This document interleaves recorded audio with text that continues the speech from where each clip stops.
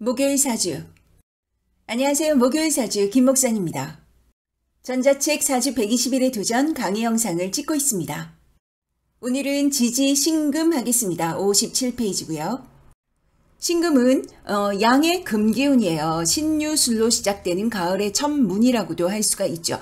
임묘시는 봄이고 또 유화 청소년기라고 한다면 사오미는 여름 청년이라고 하고요. 신유술은 가을, 중장년, 해자축은 겨울, 노년기라고 할 수가 있어요. 그러니까 이 신유술로 시작되는 지지들은 합리적이고 좀 재워놓는 것도 있고 내실이 있다는 거예요. 안정적이라는 얘기인 거죠. 금기운이 프레임이 확장성을 일으키지가 않아요. 큰 주물처럼 찍어내는 대로 나오고 있죠. 그래서 융통성이 좀 약할 수 있어요. 왜냐하면 단단하기 때문이에요. 반대로 말하자면 현실적이다, 분별력, 이성적이라고도 할 수가 있겠죠.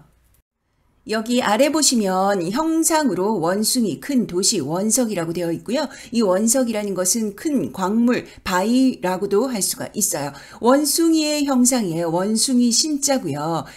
그래서 원숭이는 어때요? 직립보행, 나무도 타고 연장도 쓰고 머리도 매우 좋고 재주가 많은 거예요. 다방면에 재주가 많다는 것은 한 가지에 올곧게 가기가 자칫 어렵다는 거죠. 원숭이가 좀 산만해요. 왔다 갔다 될 수가 있는 거예요. 그래서 집중력을 발휘하는 분야에서 전문가로서 깃발 꽂을 때까지는 끝까지 가는 맛이 있어야 되는 것이죠. 이 큰 도시라는 것은요. 시니 명도라고 해서 도읍지, 도시 그런 뜻이에요.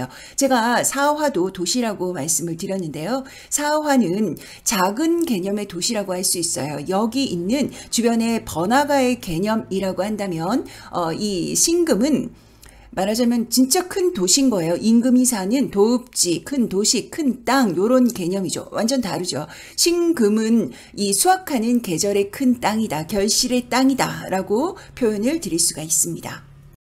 그리고 또 아래 보면 12성, 천고라고 되어 있는데요. 또는 신고라고도 하고요. 이 고자가 고독할 고자인 거예요. 그러니까 신금은 프레임이 단단하고 좀 외적으로는 강성해 보일 수 있지만 내적으로는 고독하다는 것이죠.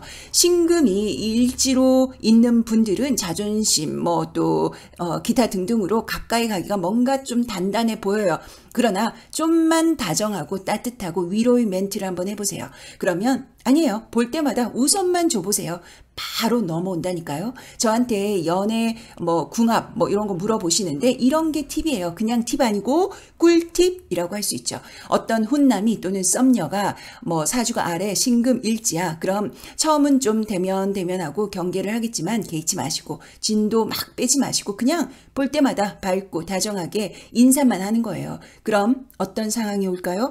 신금이요. 집에 가서 문득 그대를 생각하게 되는 거예요. 만약 여기에 3마디 이상 몇 번 말 좀 섞었어요. 그럼 밝고 다정하고 쿨한 대화를 가지고 몇 번 하면 바로 그대를 좋아하게 된다니까요. 해보세요. 진짜요. 저한테 고맙다 하실 거예요.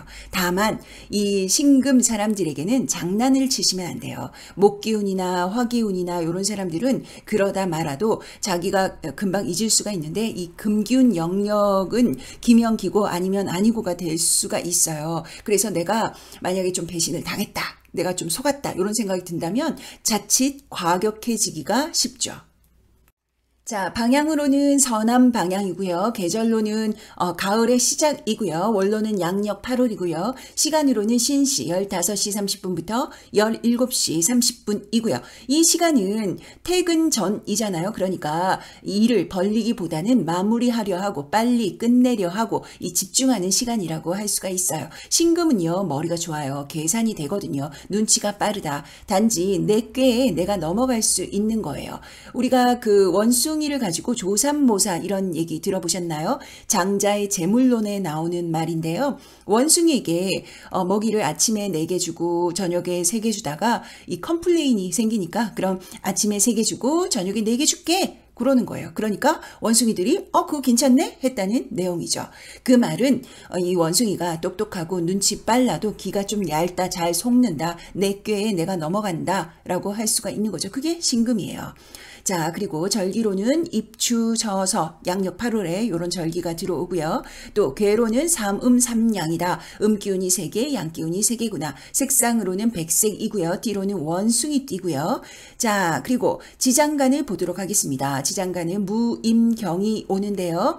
12운성으로 보니까 병, 장생, 걸록이 들어오는 거예요. 이 병이요, 역마를 나타내는데요. 이동성의 글자예요. 이 병이라는 글자가요. 그러니까 왔다 갔다 하는 것을 조심해라 요거예요. 이 장생과 걸록은요, 이 순리지향으로만 잘 풀면 지구력을 발휘해서 꾸준히 가기만 한다면 잘 된다 이거고요. 그래서 또한 이 병이라는 글자를 품고 있기 때문에 움직이는 직군 또는 생활 패턴 움직임이 있다 그런다면 괜찮다라고 할 수가 있습니다. 자, 그리고요. 삼합, 방합, 육합 하도록 하겠습니다. 삼합은 신, 자, 진이에요. 그래서 요 왕지의 수기운을 만들고요. 방합은요. 신유술이다. 그래서 왕지의 금기운을 만들고요. 육합은 사신합수라고 그래서 수기운을 만드는구나. 합에 대한 영상은 제가 찍었으니까 참고하시고요. 자, 신금을 일지로 하는 60갑자 중에서 5개의 일주를 보도록 하겠습니다. 양은 양길이라고 했고요. 그래서 갑병무 경임이 오는 거죠. 갑신, 병신, 무신, 경신, 임신이 되는 거예요. 자, 같은 신금일 때 갑병무 경임이 오면 어떻게 달라질까요? 일주라는 기준이고요. 여러 가지로 매칭을 할 수 있는데 이 신금을 원숭이로 한번 볼게요. 그러면 갑신은 나무 타는 원숭이, 병신은 태양 아래 원숭이, 무신은 대지의 원숭이, 경신은 바위 위의 원숭이, 임신은 물가의 원숭이라고 해석을 할 수가 있죠. 이 중에서 어느 원숭이가 가장 재주가 좋을까요? 바로 갑신이죠. 나무 타는 원숭이에요. 나무만 잘 만나 그러면 진짜 끝까지 올라가는 거예요. 그리고 이 나무 타는 것이 원숭이 입장에서는 식은 죽 먹기죠. 그래서 전공 분야니까 시험운도 괜찮다 할 수 있는 일주가 바로 갑신이라고 하겠습니다. 자, 그리고 가장 잘 눈에 띄는 원숭이는 요 병신과 무신인데요. 태양 아래 원숭이, 대지의 원숭이. 그러니까 가릴 게 없는 거죠. 원숭이가 가장 잘 보인다, 눈에 띈다. 심지어 이 병신과 무신은 인정 욕구도 강해요. 그런데 만약에 병신, 무신이 관객이 없어. 진짜 나 혼자야. 그러면 좀 극과 극으로 처질 수도 있어요. 자, 그리고 경신인데요. 경신은 바위 위에 앉아있는 원숭이에요. 그러니까 리더죠, 리더. 라이온킹에 나오는 바위 위에서 진두지휘하는 그런 기운, 모사, 요런 기운의 원숭이라 할 수 있고요. 임신은 물가의 원숭이에요. 나무만 타도 대단한데 물가에서 수영도 하고 있는 거예요. 그러니까 아주 스케일이 남다르다. 광역, 역마, 임신 일주라 할 수가 있겠습니다. 자, 이번에는 다르게 볼까요? 이 신금을 큰 원석, 광물, 바위로 한번 볼게요. 먼저 갑신이에요. 나무가 이 바위 위에 있어요. 그러니까 독야청청, 고매하지, 멋있지. 마치 그 선비와 같은 기계 이런 것도 느낄 수가 있어요. 마침 자율계로 앉아 있는 거예요. 자율계는 나를 컨트롤하는 능력, 참을성, 명예 이렇게 얘기를 드릴 수 있는데 그런데 이 나무가 멋있는 나무가 바위에 있는 거예요. 바위에 뿌리를 내리고 있는 것인데 살기가 좀 팍팍하다고 할 수 있죠. 실속이 약해. 그런데 명예가 이 자율계 중요하니까 사람이 점잖죠. 사람들이 속도 모르고 저 사람 양반이네 하는 거예요. 그러니까 이 갑신은 명예직에 있다면 참 좋다. 돈 없는 그런 명예직 아니고요. 예를 들면 뭐 국회의원이라든지 아니면 교육계 선생님이라든지 이렇게 명예를 우선시한다면 참 좋다. 그러면 돈도 자연스럽게 따라 붙는다. 이렇게 해석을 할 수가 있습니다. 자, 병신은요. 병신은 수렴계로 앉아 있어요. 빛을 받는 원석이에요. 태양이 위에 떠 있으니까 엄청 빛이 나겠죠. 그런데 아직 갈고 닦지는 않았어요. 재능은 아주 많아요. 금방 사람들이 알아봐요. 왜? 빛이 나니까요. 그래서 이 병신일주는 눈치도 되게 빠르고 내가 어떻게 해야지 사람들이 좋아한다, 알아본다 거의 알죠. 그런데 원석이라서 아직 뭔가 쓰임이 있는 건 아닌 거예요. 진득하게 한 길로 꾸준히 가기만 한다. 그런 다음에 뭔가 나온다. 결과가 훌륭하다 할 수 있죠. 그래서 병신은 무조건 이렇게 얘기하는 거예요. 한우물만 파세요. 파주세요. 제발. 그렇게 해요. 병신은요. 이 수렴계로 결과물을 좀 빨리 내고 싶어하는 그런 심리가 있는데 만약 병신이 신약하다 그런다면 그게 뭐든 크게 벌리지는 마셔야 해요. 신강하다 그런다면 해볼만 하고요. 병신 일주에게 신약하냐 신강하냐 요거 아주 중요한 포인트예요. 무신은요, 땅 아래에 원석, 광물, 하여튼 뭐 좋은 게 다 들어가 있다는 거예요. 자원이 많다는 거죠. 그러니까 어떻게 본다? 재능도 많고, 먹을 복도 많고, 그런데다가 감성계로 앉아 있어서 사람이 무난하고, 대인관계 좋고, 인정도 많고, 왜 이렇게 좋은 게 많지? 진짜 좋은 게 많은 거예요. 그런데 내 안에 이 멋진 재능, 광물이 많으면 뭐 하냐고요. 끝까지 파내서 꺼내서 쓰지를 못한다고요. 무신은요. 이걸 못 꺼내고 계속 첫삽을 뜨려 할 수가 있어요. 어떻게 해야 돼요? 계속 파야죠. 끝까지 나올 때까지. 그런데 안 파고 계속 다른 데서 첫삽을 뜨려 한다.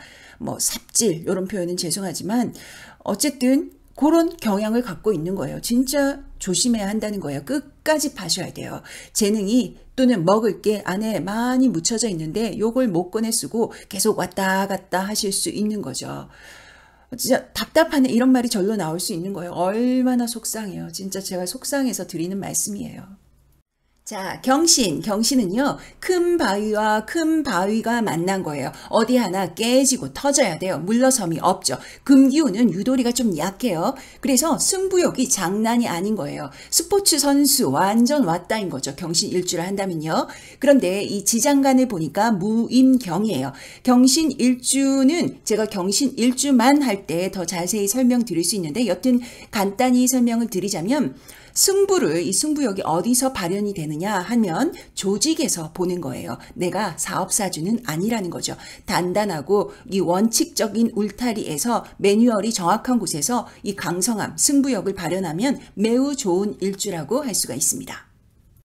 자, 임신은요, 큰 물과 원석의 만남이라 할 수 있고요. 그래서 수석이라고도 할 수 있어요. 외모가 멋스러워. 임신은요, 대체적으로 외모가 매우 준수해요. 임수가 일지에다가 인신사회를 만나요. 그러면 움직이는 스케일이 장난 아니게 크죠. 뭐, 물 건너, 바다 건너. 이런 표현은 너무 옛날 사람 같네요. 티내면 안 되는데. 여튼, 물 건너, 바다 건너, 이렇게 크게 움직인다는 얘기예요. 그중 임신이 가장 스케일이 좀 더 크다는 얘기죠. 무역이든 유통이든 외교든 움직임이 크게 도는 직군에 맞다는 거고요. 여기에 사고계, 이 공부로 들어앉아 있어요. 그래서 문서, 기획, 공부, 자격증, 계약서 뭐 이런 쪽과 관련하겠구나 알 수가 있는 겁니다. 신금의 충돌 글자를 보도록 하겠습니다. 신금이 일지라는 가정으로 요 글자들이 연지, 월지, 시지 뭐 어디에 있거나 또는 대운, 세운에서 들어올 때 충돌의 결과물이 나온다. 그 빌미를 제공한다라고 할 수가 있어요. 먼저 임목부터 하도록 하겠습니다. 인신충이라고 하죠. 쇠가 나무를 자르네요. 나무가 뭘까요? 일주마다 다르겠지만 크게는 재물과 안전, 사고, 건강 뭐 이런 거와 관련이 있어요. 임목이 들어올 때는 계약, 건강, 안전 주의해야 됩니다. 자, 그 다음은 묘목인데요. 원진기문이라고 하고요. 감정, 기복, 예민, 그래서 자충수를 두면서 또 돈이 나갈 수가 있는 거죠. 인간관계가 단정치 못하게 되는 것이죠. 자, 사화가 와요. 사화는 이건 사신합수와 사신파 두 가지로 나뉘는데요. 좋을 수도 있고 나쁠 수도 있고 사주원국 전체를 봐야 돼요. 사화와 신금이 만나면 수기운을 만들면서 신금이 흐물흐물해지는 거예요. 신금일지에게는 합이든 파든 좀 불리하죠. 다만 경우에 따라서 불을 가하니까 다른 용처가 확정 지어질 수도 있는 거예요. 그러니까 너무 성급하게 실망하지 마시라는 거죠. 뭔가 또 나온다 이렇게 볼 수가 있으니까 지켜볼 일이에요. 자, 그리고 오화 하겠습니다. 오화는요, 오화와 신금이 만나면 의마심원이라고 그래서 한개 꽂혀서 대의를 그르치는 거예요. 남들이 뭐라 해도 안 들리고 자식이 울면서 말려도 안 되고 뭐 그런 거죠. 내 의지와 상관없는 자극에 꽂힘 이런 거예요. 그럼 어떻게 막느냐? 이건 팁인데요. 신금에게 오화 연도나 뭐 이렇게 이럴 때 사람을 만나지 않으시는 거예요. 그럼 사람을 전부 안 만나나? 아니고요. 내게 뭐 하자고 하는 사람은 일단 경계하는 거예요. 사업 얘기, 돈 얘기, 소개팅, 어디 놀러 가자, 카더라 통신 뭐 이런 분들. 오화 운에 나타나요. 그러면 미안. 내가 지금 엄청 바빠. 끊자. 그러고 전화를 끊으셔야 되세요. 자, 신금이에요. 신금은요, 신금뿐만 아니라 동서고금을 막론하고 이 같은 얼굴로 글자가 들어오면 별로 좋아하지 않아요. 그 도플갱어가 나타났다 이런 표현이죠. 당황스럽지. 서로가 내가 진짜야, 내가 진짜야, 내가 원조야, 내가 원조야 이러고 있는 거예요. 이 신금 자체가 신고성이라고 그래서 고독하고 예민하고 이런 기운이 있는데 또 고독하고 예민이 같이 또 붙어 들어오는 거예요. 만약에 신금 이렇게 나란히 있는데 1년운이든 월운이든 이런 데서 인목이 온다 든지 그러면 진짜 조심하셔야 되세요. 자, 여기까지입니다. 이런 말이 있어요. 천재는 노력하는 자를 이기지 못하고 노력하는 자는 즐기는 자를 이기지 못한다. 그럼 즐기는 자는 어떨까요?